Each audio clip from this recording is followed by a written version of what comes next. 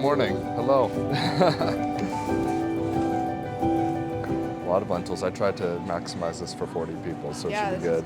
And then some fresh produce, some onions. Okay. Well, we don't have too much done today. Not too much, yeah.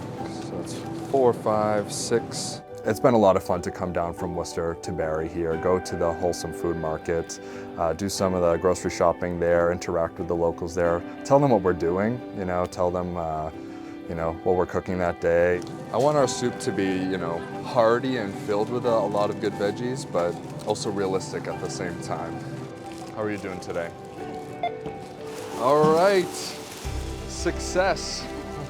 I love to cook. I think it's really special to be able to share a meal with people, and so to be able to come out here, get a break in our day. I think it can be really easy to be so focused on studying and what's next, to not be able to slow down and just enjoy sharing space with other people. So to do that has been really impactful. I have someone volunteer for each station. Lindsay's doing greens.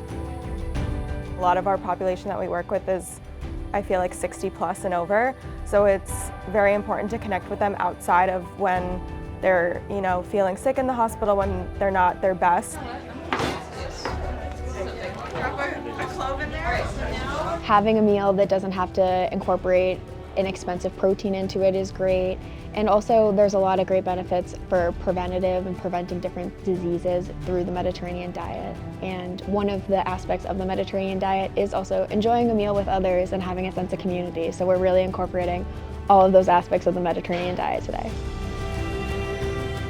We're really lucky to partner with the Remillard family, partner with Rural AHEC scholars to send medical students here, to work with our registered dietitians to really just cook a healthy meal, a warm meal for some of the seniors in this community, help decrease some of their barriers to food access, and leave them feeling more confident to cook these meals at home.